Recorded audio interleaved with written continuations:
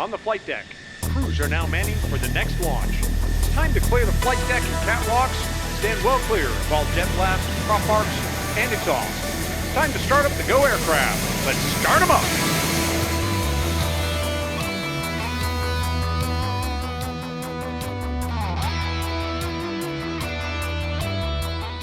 Hey, I'm Craig Snyder, call sign Crunch, and I was an F-14 pilot and Top Gun instructor, and I'm one of your two hosts today for the F-14 Tomcast. Now, the AIM-54 Phoenix, the missile, was a major part of the F-14 program. It drove the Tomcat's design from the very beginning, and it was a critical weapon that gave the Tomcat its unique and most impressive capabilities. Now, unfortunately, the U.S. Navy has had only 3 combat Phoenix launches, and none of them were successful. And I'm Dave Baronic, call sign Bio. I was an F-14 Rio, and I was also a Top Gun instructor, and I'm your other host for the F-14 Tomcast. Our guest today is former F-14 Rio retired Captain Bob Castleton, call sign Jumby, who's one of the few Americans who actually launched a Phoenix in anger, in combat conditions against an enemy aircraft. Hey, Jumby. Welcome to the F-14 Tomcast. Thank you, Bio and Crunch. I sure appreciate it. I don't know why you would have a knucklehead like me on here, but I'm ready to go. Well, you know what? I hope we don't come to regret it, but, we'll see. So far, you're doing good. Hey, 3 knuckle draggers. We'll have a great conversation. It's perfect. Like we ask all of our guests, tell us where you grew up, how you got commissioned, how you got into naval aviation, and how you got into Tomcats. Okay. I grew up in Irving, Texas, so I consider myself a Texan, although I was born in Glendale, Arizona, because my dad was an Air Force pilot. He flew the 86 and the 104 Starfighter, which is pretty cool. But he transitioned to American Airlines, Crunch. American Airlines, there it is. Before I was crawling, so I was never really considered myself a military brat, and didn't really have that gleam in the eye at age 5 of wanting to go fly initially. My brother is 4 years older than me, Jeff, and he decided he would go Navy because he knew he had bad eyes, and he didn't want to be an Air Force nav. So he decided he'd really go land, steel, and steel. So he went to Naval Academy, which I was now I'm drinking from the Navy fire hose for 4 years plus, and ended up deciding to follow, kind of not really follow his footsteps, but go that direction. So I was a Naval Academy 85 guy, and from that point, I knew I wanted to fly the whole time, and the only thing that was different, I had to do my own path. Jeff was an East Coast guy, a Diamondback, and I decided I'm going to go West Coast. So I was lucky enough to be Mr. Average. I was no kidding, right in the middle of my class, which you know how that works with the quality spread, and so they had flexibility to actually let me go Tomcats. So I ended up at Miramar back in the day. With fighter talents. So you graduated just before the Top Gun wave? Finished flight training. Correct. Before everything got crowded. All right, good. Good timing. Yeah. Okay, so Nice. Once you got into the F-14 community, talk about what squadrons you were in and stuff like that. Okay. I was lucky enough. First, I was a little behind everybody just because I did the 6-month stash before getting out there. So catching up to my classmates, really enjoying Miramar and San Diego. So the timing of that left me where I was able to catch VF2 in their cycle. So I was lucky enough to go to the Bounty Hunters for that first tour, which a guy named Bio Baranic was there, one of my mentors. I'm not saying that just because you're here, Bio. It was you and the other department heads. I couldn't, if I started naming them, I might get in trouble. But just you and Possum and Booger and all those folks really just took care of us. And I remember you well. You did a nice job as JO. No, stop. But they taught us well. So VF2, CAG2, Air Wing. So everything was 2 back in the day, with 1. Not to leave the Wolfpack brethren out, doing some good work there. So we had some good competition between the 2. So that was on USS Ranger. So I did two cruises on Ranger. And then I was lucky enough because I think once again. I was like number 2 or number 3, kind of like Cougar or Goose or Mav or whoever, and the guys ahead of me wanted to go to test pilot school or whatever the case may be. So I got to go be a RAG instructor. So I'm just falling into some good stuff here. I really enjoy being a RAG instructor at 124. What a great place. So that, and the timing of that, I was able to actually fly the A, B, and the D. So I was qualified in all three of those, which was pretty cool. Nice. Yeah, no kidding. And then coming out of there, I actually had to leave a year early. This is about the time they're going to shut Miramar down and turn it over to the Marine Corps. So about And 94 maybe. correct, yes, Yeah. going into 94, so 93, Yeah. 94. They actually had a plan to do one more big giant det in Pensacola. So I was like hanging on with my fingernails. But they're like, nope, Red Rippers need somebody. They need a Super JO. So I found myself going to Red Rippers and flying the D when they transitioned over to the D. That's why the East Coast Red Rippers were out on the West Coast. Right. And so they went from A's to D's back to B's. They did like one deployment with D's. Is that right? I think so. That sounds Something like about that. right. Yeah. Yeah. Okay.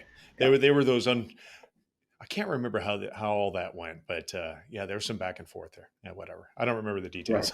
Right. It was different and very dynamic. And we were part of we were on the USS Carl Vinson, and we were kind of like the air wing of the future at the time. Everybody had just about everybody had the newest and greatest stuff, with the exception of one squadron.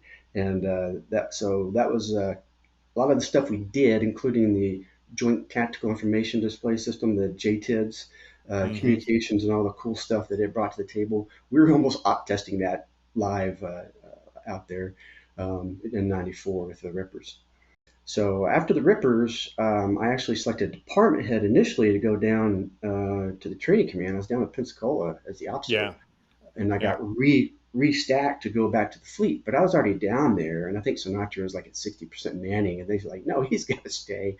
So now I'm even further behind than everybody else. But luckily enough, they brought me back, so I did both a special training and a operational department head. So I ended up the Black Lens was my next one, which we're focused on, and I selected to go back to be a department head there. Wow. So you did two department head tours. We Yes, nowadays we I call that a did. special mission and then Right, operational. Wow, right. that's crazy. Talk about needs of the Navy, getting you twice there. That's amazing. Right. Now, I Wow. was supposed to go to the Puking Dogs at the time. I was slated to go to Puking Dogs, Uh-huh. but things changed. Once again, numbers of people and all that good stuff. You know how the dynamics are, and they actually Yeah. last minute swung me over to the Black Lions. Yeah. And so right now we're probably talking about what, 98, 99, I think it is. Yes, Okay, correct. gotcha. Now the event that we're leading up to, this combat missile shot in Iraq, if I'm not mistaken, it was in 1999. Is that right? What Correct. year are we? Correct. Okay. Yeah. Now prior to that, you were in the Bullets, you were in the Rippers, you were in the Black Lions. Three operational tours so far. A lot of folks probably realize this, that a lot of times we will do missile shoots. We will take a live missile or a telemetry missile, load it on an airplane, and basically do an end-to-end check. We load it, we check out the ordies and the magazines, we get out of the airplane, we check out that the radar's working and the data link, and we launch it and we shoot it at a drone, and we see that the warhead blows up, or we get data and send it off to the test community, we come back and land, basically prove end to end that the stuff works. But more than that, for us, it's an opportunity to actually go out there and hit the button and see what it feels like, so that the first time you do it, it's not your first. Had Right. you had an opportunity to do that up to this point? I was lucky enough and to be able to do that. But an interesting point, which may play into the story later, is at the time they were really exploring the envelope for the AIM-54 active shot. So if the Ah, Phoenix can come off the rail and just go active and do a short range active shot, so that's what we ended up for our doing. I audience, think can you explain what that means by an active shot? Basically, talk through that. There's a sure, lot of really smart folks in our audience who yeah. understand semi-active, active, and passive, and guidance and all that. But there may be some who don't. So if you could cover that for us real quick, I'd appreciate Sure, you bet. So the traditional M54 is the one where you drop it off and it falls off the jet and goes down. You've seen the videos, maybe if you watch them online, and all of a sudden the motor will ignite and then boom, it just goes flying up into the ionosphere and it goes chasing up in the thinner air, and then it turns on sensors as it goes. It changes its pattern on from talking to the airplane to looking for the target and then going on its own autonomous. So the it. active shot was actually a process of getting it off the rail straight ahead. So it didn't drop at all. It just went boom and went straight ahead. I mean, of course, it's heavy. It probably dropped a little bit, but it It just does drop, but then it doesn't do the MBAM, the it's a main beam straight line, avoidance just maneuver. boom, straight line, Right. exactly. So that was eye-opening and pretty amazing. And a Bula Bula, which is a Ah, direct hit, but nice. it was something that was a great experience, but um, also meant I hadn't actually seen what it felt like on a high altitude shot. So in this case, you did a missile X where you had a drone in front of you and you waited until you were inside of say 10 or 15 miles, probably something less than that. Raised Correct. the ACM guard and then squeezed off a trigger. Correct. Squeezed off the shot probably. Boom, it comes off, shoots, you get the hit, call Bula Bula, that's awesome. Slightly different from the long range shot in which way? So One of what them would is you have well, one is just the profile yeah. and understanding what you're going to see and seeing that it wasn't much different from maybe an AIM-7 shot coming straight off at a shorter range or something along those lines. That M-band you mentioned, Yeah. just Yeah. it's a different sight picture and a different thing. And this was all my first tour, so now we're about I was told there'd be no math, probably about a decade before this later incident. Yeah, Yeah, that's a good point. It's a good point. I always like to think about also the support of that missile. So if you were to shoot an active weapon, bang, you squeeze it as soon as it injects the video into the missile and off it goes. Actually, yeah, I'm sure it does because it has to inject Doppler, right? And so once it shoots, you don't care anymore. You can do whatever you want. Whereas if right, you shot let's say you're supporting a track wall scan, tracking up to 24 targets, employing against six, you squeeze off the shot and you get that MBAM going, you can't just crank on a turn because it'll send bad data to the missile and then it misses, which right.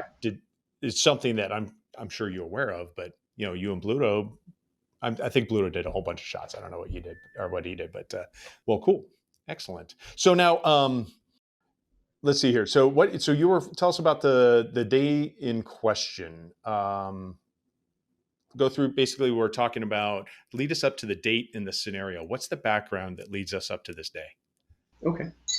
Um, if I may even talk even a step back further, Yeah. I was in a unique position from being in Desert Storm with the Bullets and with VF2 to the middle 90s with the Rippers, where we were doing Operation Southern Watch, and it was just there was nothing going on. It was Yeah. just total quiet, no SAMs, no MIGs, getting even close to the line, and we just were like felt like we were just doing low levels over the desert and stuff like that. So It very was kind of different. boring back then, wasn't it? It struck me as this is really different, especially coming out of Desert Storm. I'm like, this is really weird.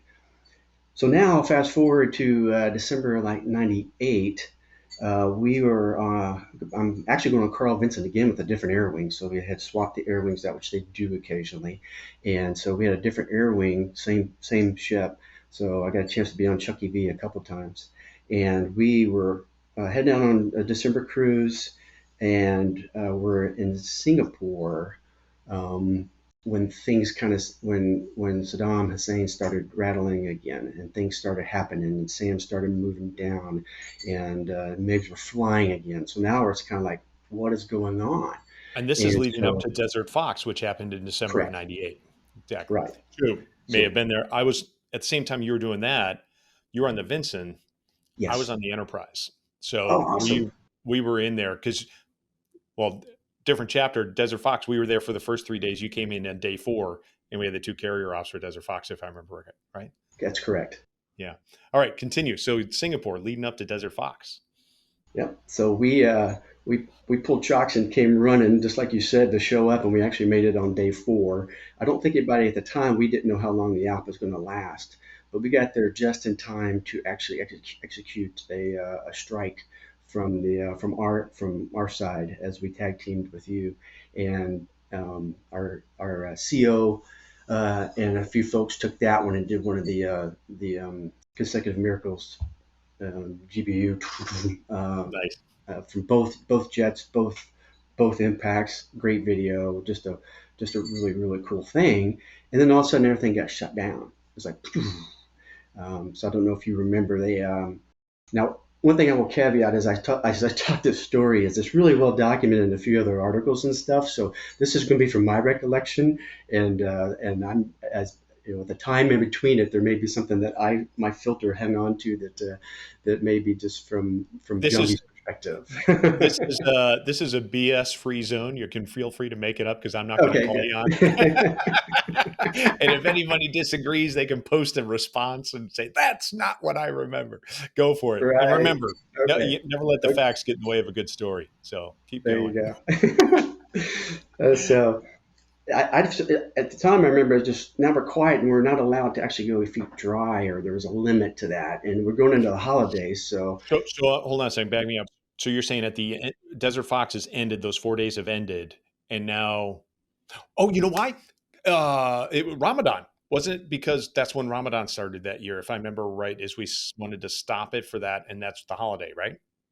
a combination of a lot of stuff. And I'm pretty sure that was a factor, as well as I think Congress and everybody went into their Christmas vacation mode. So there was nobody making decisions. That's That's probably the more perspective. likely. That's the other perspective I got was, well, we're not deciding the next thing, and we're letting diplomacy try to work and all that other good stuff, or whatever was happening behind the scenes that we're not necessarily privy to. So Yeah. we were just kind of like, okay, what are we doing? So we're just out doing carrier air patrol cap and just kind of Yeah. living the life there for a bit until we roll into early January. So I think it was, if I recall, it And was by about this point, we on the Enterprise, CAG 3, have left station. So we've moved south, gone around. We're in the Red Sea, going north through the Suez. Because if I remember correctly, we were a November, December, January, February, March, November to April deployment. So we had already left. We were going up to do Mediterranean ops while you guys held on station there in the Gulf. So that takes us into January, okay. right? Yeah, that makes sense. Okay. This is as much for me as it is for our audience because I'm trying to catch up and remember. You're keying things in my brain I hadn't thought about in a long time. Yeah, that's Yeah. awesome. So, okay. So there's a lot going on, and now you're back to flying caps. And what kind of activity? So we had Desert Fox. We bombed targets in Iraq because that was whole. Saddam didn't want to let the weapons inspectors, the UN inspectors, go in to check out his sites. So we sent folks in, did some stuff. We got back to the negotiating table, and things got better. And so now, what was their behavior? Were we seeing some airborne caps at this point out of the Iraqis? Right. So there, on the tail end of Desert Fox, after getting schwacked again, he pulled the mobile SAMs, SA6s, and stuff got pulled back, and everything was back to where quote it should be. And now we and the Air Force are told to stay out of the heart of the box. I think it was to not provocate. Were you saying that you were being told to stay even further south Oh, than their normal? We were even doing some feet wet stuff. We were. It was like yes, yeah. No, like don't even go to Basra. Stay Right, feet wet. right, Okay, right. gotcha. I was not aware of that. Just so you didn't provoke the Iraqis? As I recall, that was the timing of it. Now, once again, this is my recollection. When I read other guys' memories, they're like, no, bam, boom, boom. We just and then, but that's where I remember, and maybe it's time compression. I'm like, this is really weird again. But all we did because of that gap and that holding off, it made them emboldened them again, and now the MiG started flying again. So that was the thing that got us ready for this mission. Was all of a sudden now, the MiG started tickling the line again. Gotcha. So you're standing, you're manning basically cap, feet wet. You're seeing behavior. What's happening on this day or leading up to the day? Basically, so actually, that's a great point. What is your combat loadout at this point? What's your air weapons loadout? So at this time, we have one Phoenix, a Sparrow, and two Sidewinders. And interesting at the time, you may remember this from the Enterprise. We were loading the Phoenix on the shoulder. We had lantern pod for our laser designation, and that wouldn't keep us have the tonal available for our GBUs. That's right. We're carrying the 2000s, so those were under our belly. So you said one Phoenix, one Sparrow, and two Sidewinders. Yeah, and then the Sparrow was back in the back belly. So you'd have lantern, Phoenix, yeah. See, Crunch, Sparrow. Similar to that line up there. Crunch, when we were JOs, we didn't carry Phoenix on the shoulder hardly at all. Right. That's right. I remember Steve Folsom talking about that. Yeah, yeah. That's right. He did talk about that. Yep. Yeah. All right. Okay. All right. Sorry, I completely interrupted you while you were talking there. Go back to Jumby. Sorry about that. Jumby, keep going. What do you got? Okay.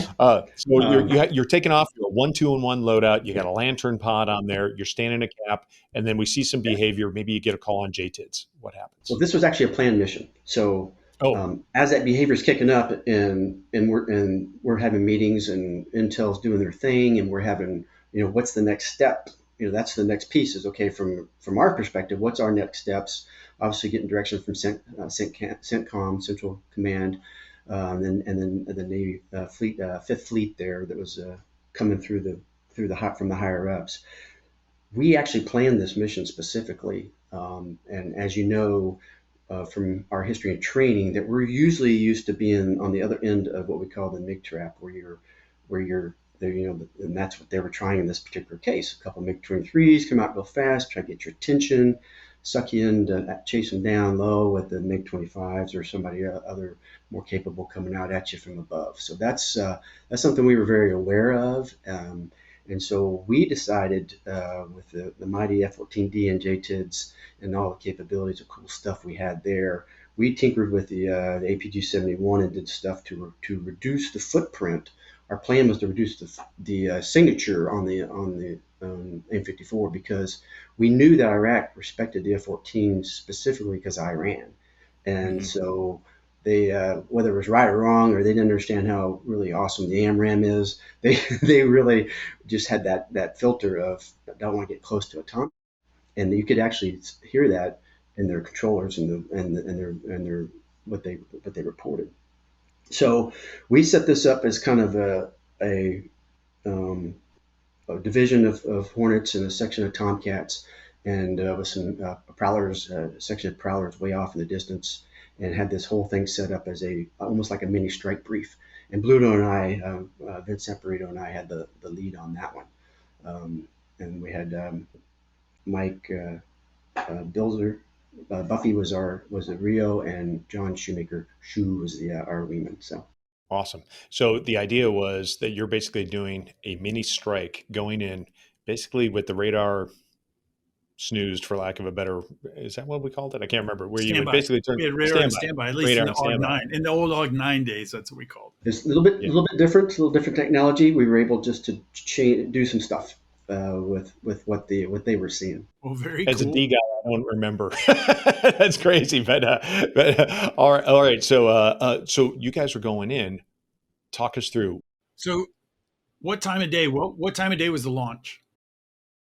Well, I don't recall those details. Morning, afternoon. I believe I'm referring to Buffy. I think it was we were coming into a dawn launch, I believe. Yeah. And what was cool, and some of this I cheated on. I remember Buffy actually asked for a cubby launch because we wanted to go off together and go together, and that will actually have a factor in later on. But because we were parked, we weren't able to do that, so we actually followed each other off of the same catapult. Okay, Crunch. I'm just going to throw this out there because I've got it. I did this a couple of years ago. Bluto and Jumby were in 163903. Jumby, do you remember that? I cheated and looked it up because don't. 163903. Yeah. And then Buffy. It was 107 was our side, and theirs was 106. And 106 was 159619. Yeah. Which I found out later was a retrofit Tomcat instead of a that sounds like an old A right there, a 159. Yeah. Right. Yeah. Okay, so you parked, you launched in trail. So we're on deck, and like I said, with our new technology with JTIDs, I got 4 radios back there, bio, if you can imagine that. And so we would have one radio that we'd have covered, the old covered, to flick it and cover it. We had one between us. So we had that was a strike. We had one between us for open comms, but we also had JTIDs. We would have one between us, and then one talking big picture. And so we're listening to the big picture on the deck, and we're seeing everything on the deck because we just go 400-mile scale. And you're just seeing all the JTIDs tracks and seeing what's going on. So it was great essay before we even launched, and we're just hearing and trying to paint a picture in our brains as we're launching. So as I recall, we ended up launching off like I said we had to go off the same catapult, joining up and going. But there was something happening. They wanted us to go. right away. So we, with the Tomcat legs, we went ahead and went, boom, just started screaming towards getting into the box because there was something happening. Long story short, by the time all that happened, as I recall, that died down and kind of went away for a bit. So then we had time to go back and get gas. So that was kind of plays into where we were with the timing and how long. But it's a pretty long vol window. I think it was a 3 to 5 hour vol window, if I remember correctly. So we had that part of it. Fast forwarding, everybody's got the gas, you got your package together, and now we're going in and doing what we briefed with our cycles and turns and all the things coming into play, and things have quieted back down again. So we spent some time doing our tracks and running through with nothing really happening, as I recall. At that point, we're getting towards the end of our vol window. We're watching, looking at our gas and figuring out where we were, where our tanker was, and we were getting pretty close. And so, working those problems and figuring out what would happen. We started to do our exit, and we're like, man, what a disappointing. Oh, I do want to point one important thing out that stuck in my brain. When I was manning up and we were doing our pre-flight, I just knew something was going to happen. Sometimes you just intuition or whatever. I don't know why, it's just tingling. And I looked at our AO1 Dowdy, and I said, "Hey, we're not coming back with this missile." And he was like, "Yeah." That's cool. So I just felt it. So we're bummed. We're like, oh, nothing happening. So we start heading out and start working on our exit.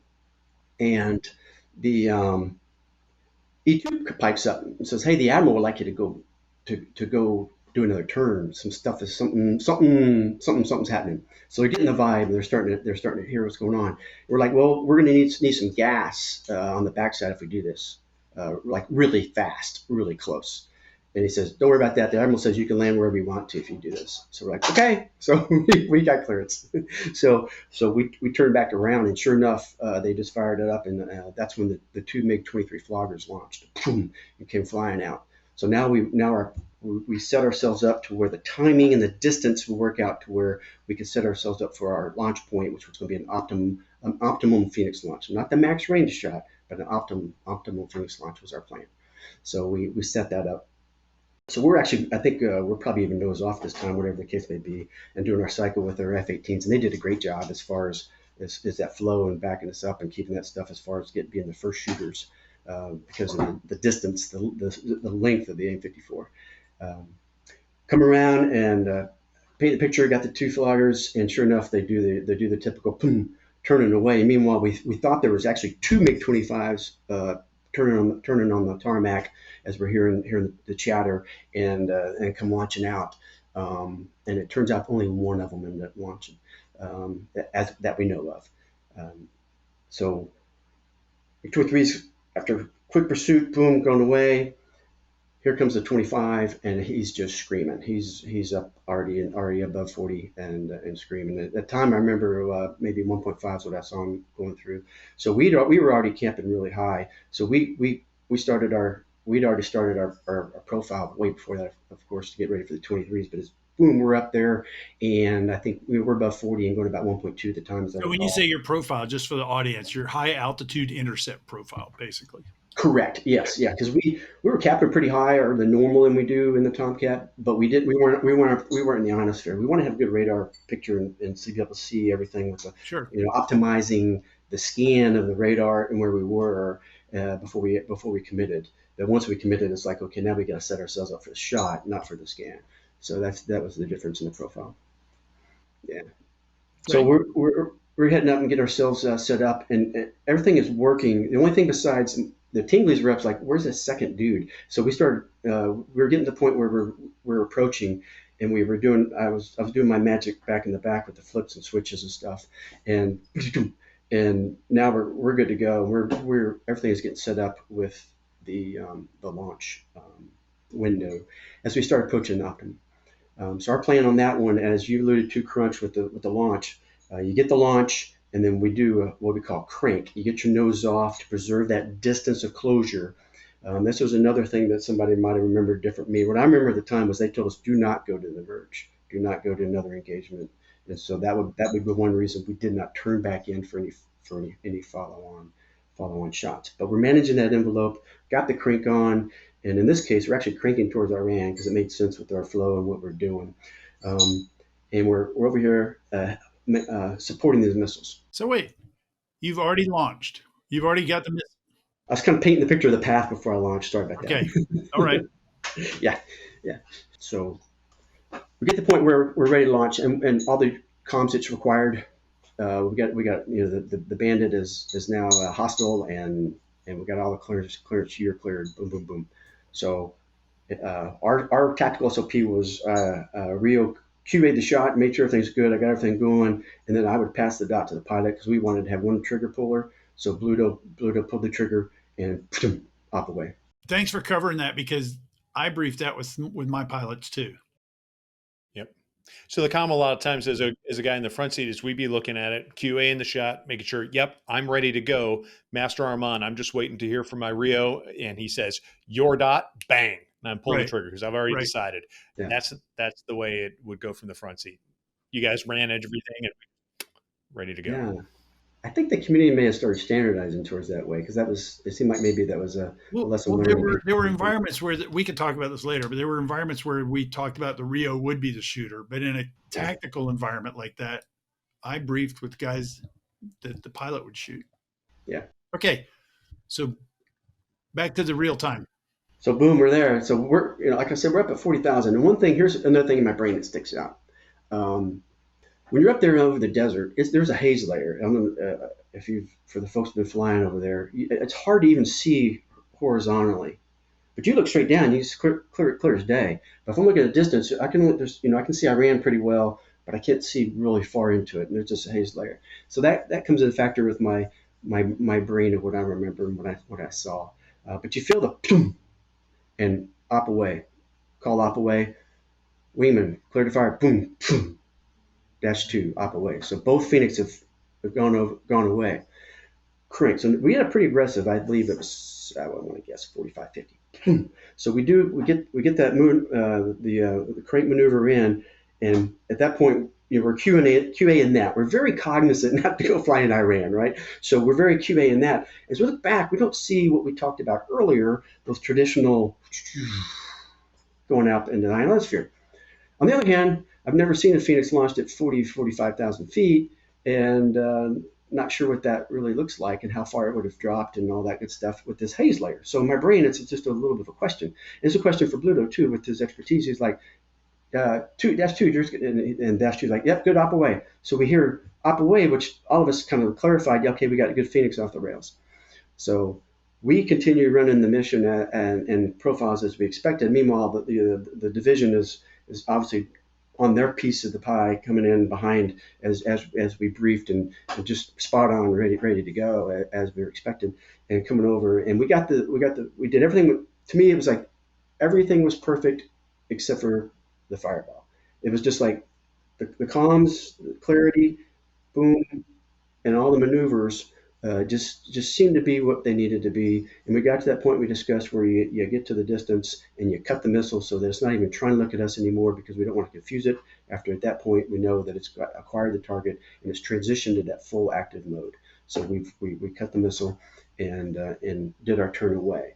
As we turned away, we're like, whoa, Iran. Woo. So I don't know if we got to complain or not, but we were pretty close to the border at the time, and that was a factor of us getting the heck out of there. So now, as you're heading out, you've cut what you believe is you believe you cut the missile, and you're heading out, right. And you say, do you have a good indication that what are your indications now about success in this shot? Well, we also hear the chatter. We hear the the division's now talking as well behind us, the Hornets, and actually I think it was two of them.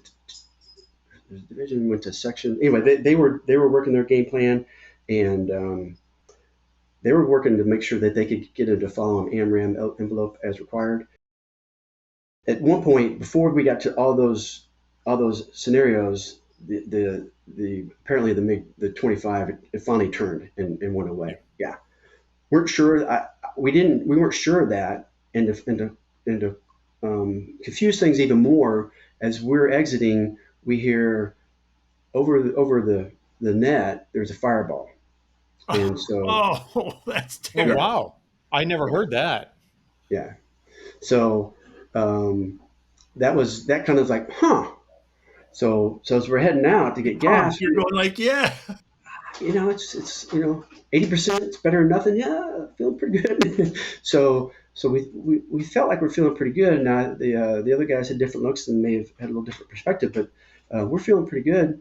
And so now our job is to let's get ourselves back to take care of ourselves and make sure we're not in trouble. We're not in Iran. We got to get gas real quick, or we're going to be landing King Khalid or wherever. And we're doing all that good stuff and getting the gas and heading back. So it was interesting, just that feeling and the ride back. We're like, and just the possibilities and the what ifs. Hindsight, it's easy to kind of go back. Well, yeah, you probably knew something wasn't quite right, but just when you're in the mood, you're in the moment, and you're executing the mission like that. You're like, you're feeling.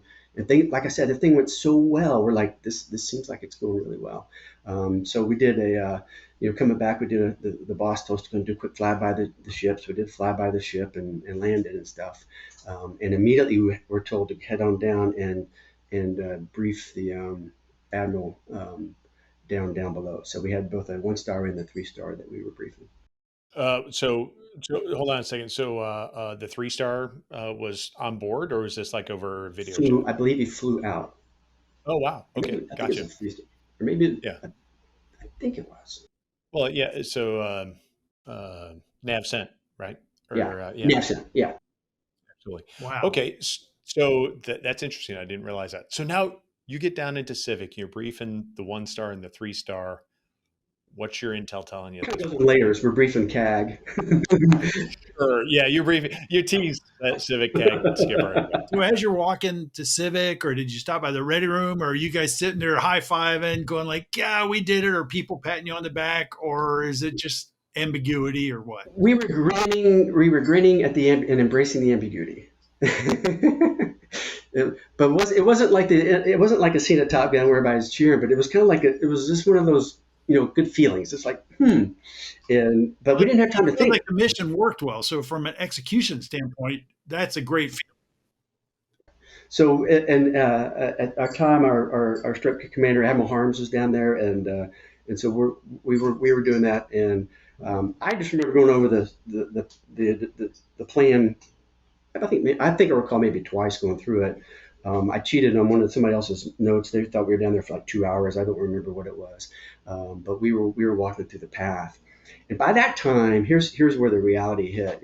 By that time, they had continued the comms, and Intel had done the thing they do with other resources that we had out there, and they realized that Fireball was actually one of the MiG-23s that had run out of gas after running his maneuvers and getting away from us. Landed, didn't make it to the runway, and Fireball crashed. So that was the only bittersweet piece, was the caveat. And as I recall it, the first time I heard it, CAG said, well, and I think one of the admirals was there. He said, well, kill's a kill. So that's Yeah. where that came from.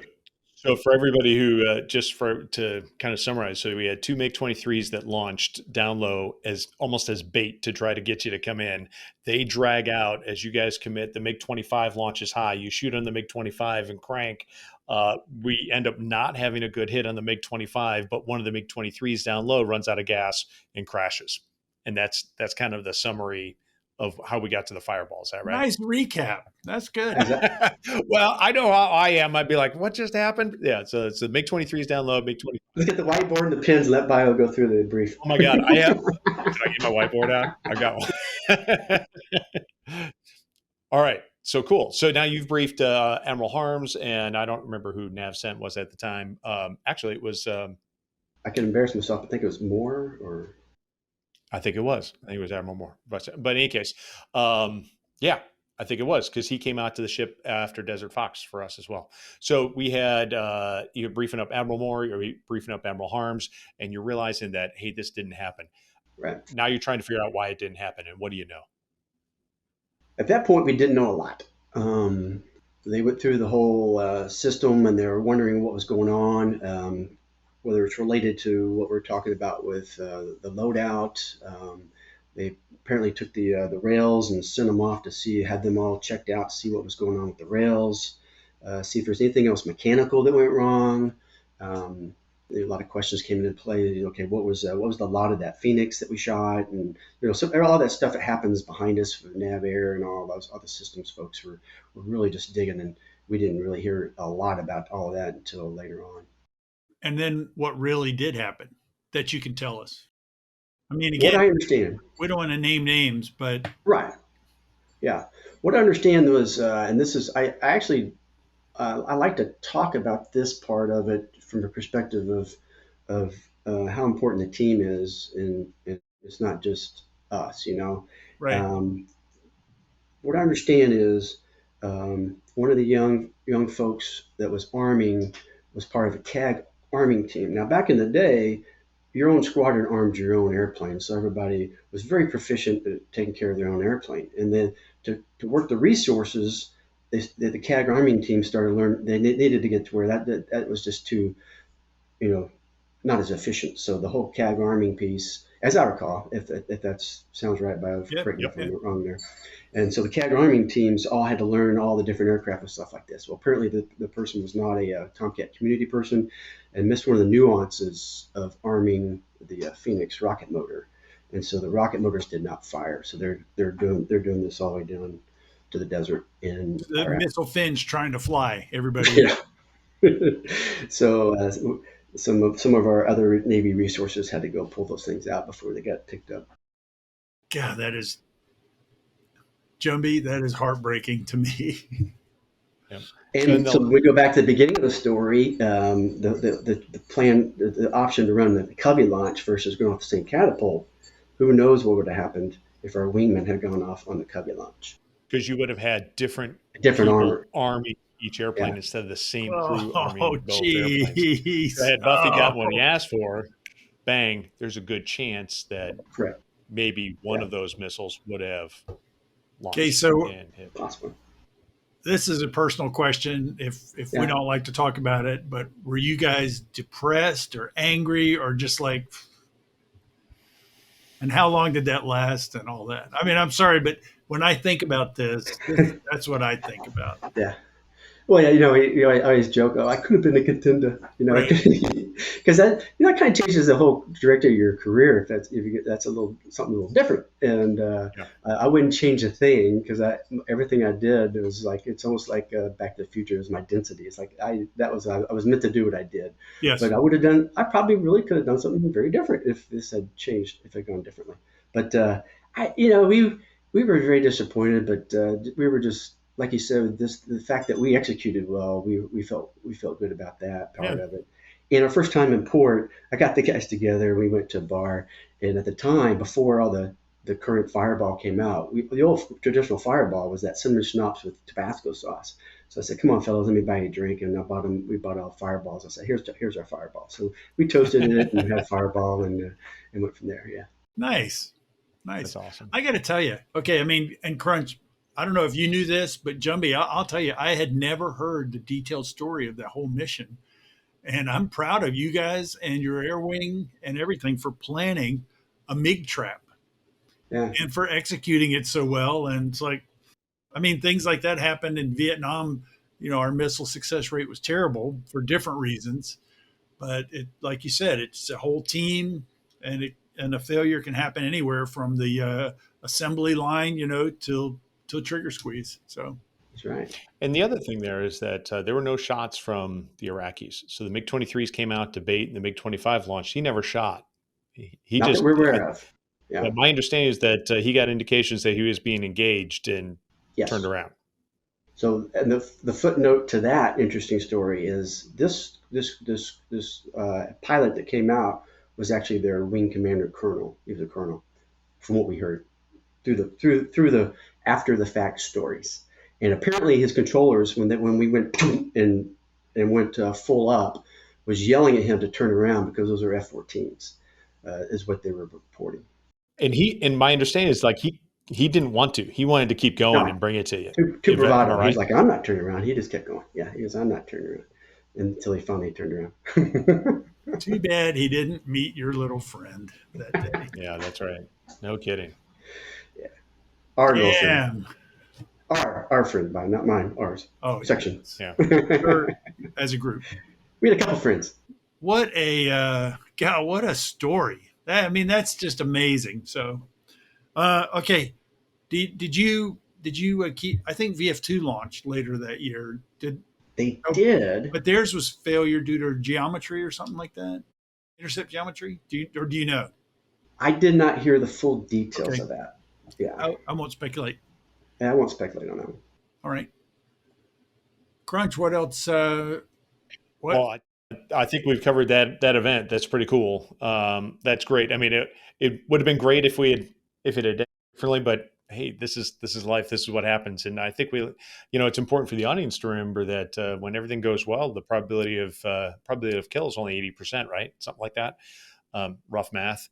So, to get a real good quality shot on somebody, generally you have to shoot two. And that assumes that, the rocket motor's armed and all that other stuff. So you had a good chance. It's too bad that didn't happen. But, Crunch, one more thing. If everything had gone well, Jumby, when we asked him if he wanted to be on the program, he'd go, who? Bio? Who? I don't know. He'd be the world famous, along with his with Bluto and the other air crew. They'd be world famous. It's like, yeah, I don't have time to do your little podcast. That's not true, Bio. But another cool leadership lesson that came out of it, you look. I'm a positive kind of guy, and outlook wise, and he one of our JOs very profoundly said, "You know what I learned? You only get one chance." Well, yeah, that's true. Yeah, that is true.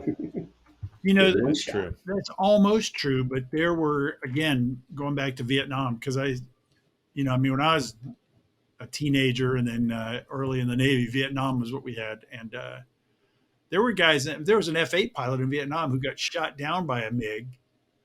And then a few months later, he shot down a MiG. His name was Dick Bellinger. So, and there were other guys, but yeah, for most guys, you only get one chance. So. Yeah. But sometimes. Or you got like Duke Cunningham. He got more than one. Right. Yeah, there you go. All right. Okay, so Jumby, after that experience, how much longer were you in the Black Lions, and what'd you do after that? Well, it turned out as a short tour because I'd mentioned how my career was kind of getting backed up, and I doing the 2 department head tours put me behind peers as well. So I actually rolled out fairly shortly after getting back from cruise on that. And I was lucky I joined them right before Fallon. So I actually did get a chance to go to Fallon before leaving, which is obviously important to get your strike league qual and all that good stuff. So I rolled out of there, and a mentor of mine said, "What do you want to do? I'll give you a dream shot." No, he didn't say that. But he said, "What do you want to do?" And Crunch, I was do we have talking fines, or we don't? Do we? No, we're not that serious. So I looked around, and at one point I was thinking, well, we got maybe postgraduate school. At one point I was interested in doing the test thing, never got that far along with it, and I was just looking at further education and stuff, and started getting curious just about learning and stuff. And he said, why don't you go to Naval War College, because you still get the cool education, but you're still in the hunt. You're still part of the process of promotions, etc. So I ended up going and being part of the millennial class at the War College after that. Which ended up being a good move for me. And then followed on a tour and a joint job. So, which was in Cheyenne Mountain, which was very interesting too. Oh, I'm sure that was fascinating. Working NORAD? Working NORAD, I was actually attached to Spacecom, working in the mountain, walking down the tunnel. They had a bus that takes you up there. I used to like to walk it just to look at it. It was pretty cool. It's just like the movie War Games, right? Yeah, Pretty close, except for the actual, except for the command center. I hear the Hollywood went in there and go, this is not going to do. This is typical little Navy blocks, and so they had to make it grandiose for the movie. Well, I was joint staff down in the basement of the NMCC for a tour, and we would sometimes that looked like this little tiny thing, and then they had it redone, and was it General McChrystal had the whole thing redone, and next thing you know, it was like a TV show in there. But we used to go up to Site R, which is basically You've been to an Site alternate. R? Yeah, we used to do a bunch. Yeah. But Were Site you in R grade is 6? let's say again. What code were you in Joint Staff? J33. So the I was in J3, J33. you were probably working a desk, like a country desk or something like that, right? Is that where Well, you're? I'll let you finish yours, and I'll tell you mine. All right. Well, okay. So I was doing the ops floor stuff, and so for the sake of this discussion, I was there. I was the guy where you're pretty sure that there's somebody sit and watch on Christmas morning, drinking a cup of coffee just in case the Russians decide to attack. Yeah, I had that job. And Site R, like NORAD Northcom, we used to work with those guys every day, every night. And up there at Site R, you'd walk in and it was so old. I remember walking into the room, which was supposed to be like, this is where the president would stay or something. I don't even know what it was supposed to be. And the whole thing had like a map of the Soviet Union on the wall. Not even Russia. Like, Soviet Union. The Soviet Union, not Russia, the Soviet Union. It was like, we probably should change that. It's like, we don't have the funds. East Germany. Yeah. Oh yeah. It was all there. It was completely from like 1975 or something like that. Okay. Real quick. This is not about Jumby, but, I was in J3, but I was in counter-narcotics ops. Oh, okay. That sounds a lot more interesting. No, Yeah. well, there was a lot of frustration, and that was in 1990 to 92. So it's a couple of years before there, but I went into the NMCC all the time. I thought it was pretty cool. It was like 2 stories high with these big screens all over the place and status maps and all that. It depends which part you were in. Yeah. So the part that I was in, where you had the multiple levels of security and the special radios and things, was pretty dark and dismal. And you're like, can we get new carpet, please? But, I was the guy that had to answer the phone for any events we had, whether it's a missile or something launches across the whole world. So I was on the other end of that. So the folks that would work in our office would get those. Worldwide conferencing system. So I was the missile officer, and I call it, this is worldwide conference system. Put on my Navy Blue Angel in front of me. That's right. And then at the time, it was I think we always said it was like a Commodore 64 was actually running our whole satellite system at the time. But they've since have upgraded. I was actually part of a team that actually started that process of that upgrade, but left before they actually got there. So it was a very interesting job. Yeah, that's Did you awesome. end up being at the Strike Fighter Weapons School? I did. So that was one thing that happened while I was there. So now I know, you kind of know where you are in your training. When was that in your career, and what years? So this was 2000 to 2003. At Swatsland? No, this for Cheyenne Mountain. Okay, so when were you at weapons school? So weapons school, when I was there, I was thinking, I was, talking to detailers and your mentors and stuff. I felt like, well, I got a chance to maybe go down and be a commanding officer down in Pensacola. I was kind of eyeballing what's a cycle for VT-86 with Marines and Air Force and all that good stuff. So I'm trying to eyeball which squadron is going to be there. Actually, when I was in the mountain, I actually got passed over the first year because my ticket punch wasn't there in time for the first board. So, I kind of knew where I was going to go. So that's what I thought anyway. And then I got a call from the detailer. He goes, "Hey, congratulations! You picked up command, and you're going to go to Lemoore." I'm like, "Lemoore? I'm a Tomcat guy. We ain't going to Lemoore." He goes, "No, you're going to be the first Rio. It's going to be the CO of the weapons school." So I went to PAC. I was the first guy out there at the Strike Fighter Weapons School. Oh, very cool. Yeah. I know a lot of guys that were SWAT's LANT commander, weapons school commanders, and that's a great job. I mean, Crunch, haven't we talked to a couple of guys who have been weapons school? Awesome job. Yeah. That's right. Yeah, absolutely. Quite a few. With all our Top Gun brethren. So. That's right. It was a great job, and just the talent you have working for you, all the folks come together. And I was lucky and blessed that one of my mentors had come and was leading the way before I got there over at VF A122. FRS replacement squadron. So Oh, he so was what the kind of first flying CO. what kind of flying did you do then?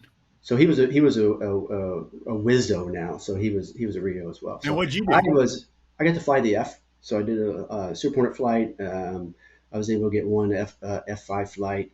Unfortunately, I herniated a disc doing the centrifuge because in the Tomcat we never did the centrifuge. So I got there and my checklist says go do the centrifuge. So I go do the centrifuge, and then on the very last run I could feel my body just kind of move a little bit, and it tweaked out the lower lumbar SL section there. And as I got out, they said, "Good news, you passed." As I got on walking, I just dropped, and I was there for like 30 minutes. I couldn't move, and so that kind of put me back a Oh, lot, which is very disappointing for flying. So I didn't get a lot of hours. I got I think it was 200 hours when I was flying there. So that part was very frustrating.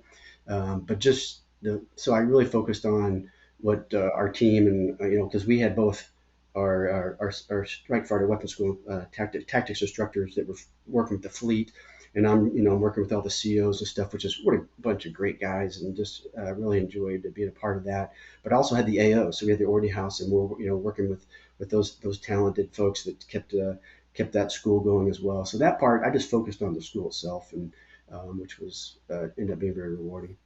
It's awesome. So what, and now after that, when did you retire? So I didn't retire till 2012. So follow on to that tour, we're first before going to NORAD, I was like, we thought we could be going overseas. They always send you off somewhere overseas, It's like, so we're like eyeballing maybe uh, Belgium or Italy or something. And they're like, no, you're going to Cheyenne Mountain, which ended up being great because my brother was in Denver. So it was like, oh, family reunion.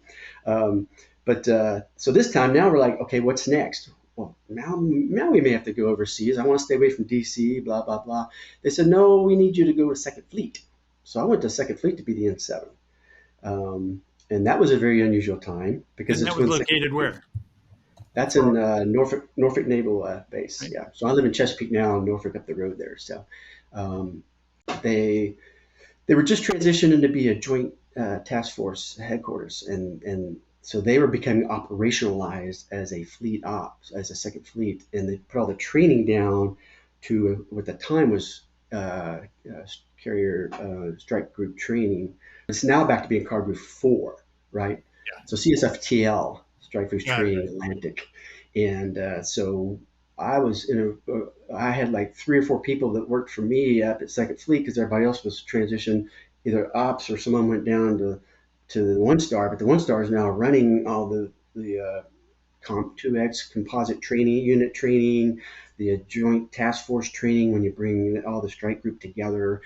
So bringing all that stuff together, that was my job as the N7 with the training piece of that. So obviously N3 had a much bigger role as far as making things happen from the perspective of the blue piece of it. But so that led me into, luckily, Blind Squirrel found a second set of orders, actually was able to go from there to be N7 down at Strike Force training. So I actually went back down to the One Star level. And so my last tour was actually a double tour, 2 years, 3 years. I did 5 years here local, and then training strike groups and stuff, which was really cool. Nice. And is that what you're doing now since you retired? No, it's different. It made sense because as the N7 down at Strike Force training was a little bit different. There you're the Op 4 guy, so I was the Commodore of the bad guys. Okay, Op and 4 meaning opposing force for anybody. opposing forces. Yes, so we were in charge of not only the presentations at sea and maybe some fast boats, doing some stuff in choke points, as well as the our air brethren that would do air simulations, missiles profiles, etc. So I used to do all that good stuff over at the tax range over in by Oceana there, and so that was really really cool. And that connection to all the talent down at Trade Land that does the synthetic piece of the training. So it was a really neat world. And most of the time out of there, you probably would normally go do your stuff and maybe work for Fleet Forces in 7 or whatever. But I transitioned in 2012, decided to retire. I was thinking about getting to 30, but this is at 27, and it was just time with the age of the kids. The things they offered, not good or bad. They offered unaccompanied, either to Japan or over to Horn of Africa.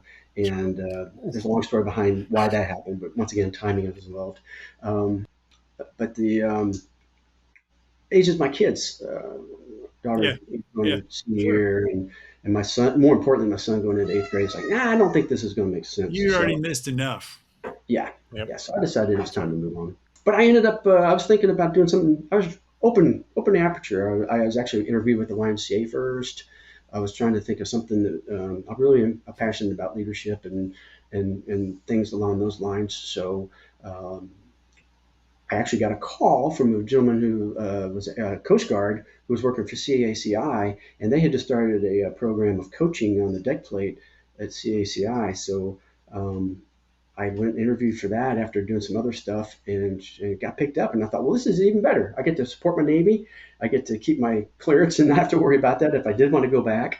And I'm doing something really cool. I'm working with folks at the zone manager, division head type level, doing some training and mentoring. Nothing technical, just a different perspective on leadership skills and those kinds of things in coaching. So that's what got me into what I'm doing now. And I've been doing similar stuff for the last 10 years. Very cool. Nice. Crunch, you got anything else? No, actually, I think that is perfect. So we wanted to talk about how the shot went. We wanted to talk about what we thought happened. We got to know Jumby. I think we've got everything we needed here. Jumby, did we forget to ask you anything, or is there anything else you wanted to say that? Not really. I appreciate you guys having me on. I mean, it's a humbling experience to even talk about this stuff. I really hadn't talked a lot about it. I did. I think the last time I really talked a lot in depth about it was I gave a brief when I was SEAL weapons school. I briefed all the GAOs there, just kind of talking through the scenario at a higher classification level at the time, so they were familiar with it. But then after that, it didn't really talk a lot about it. And then people, all of a sudden, we started getting some. When the Tomcat went away, people started asking questions and stuff. So I have talked to, shout out to Hey Joe Parsons for, him capturing the story and stuff like that. And so now at one point you just kind of we'd have to have beers over the bar for me to even mention it. So, but now it's part of life. Yeah. Very good. Awesome. Well, as I said, there's so much more to the story than I ever thought. And that stuff is all cool. So, I mean, you've covered everything that we wanted and a lot more. And like Crunch said, we got to know you. So thanks for taking the time to prepare for this and to spend your time with us and share the story with the Tomcat, the world of Tomcat fans. So thanks, Jumby. No, thank you guys. I really appreciate it. No kidding.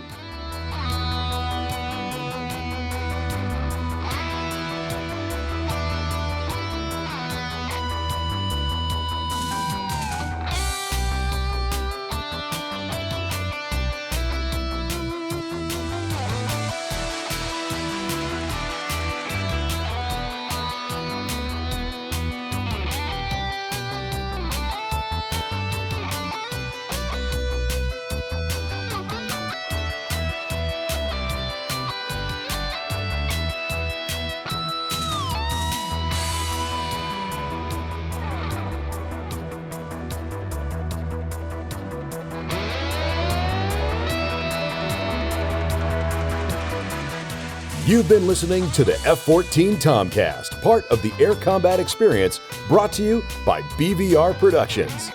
Got a question for the show? Send an email to questions@f14tomcast.com or leave a message on our listener line at 877 Mach 101 extension 3. That's 877-622-4101 extension 3. For updates on this podcast and our other military aviation themed shows, visit bvrpro.com and follow the Air Combat Experience on Facebook, Instagram, Twitter, and YouTube. Thanks for listening.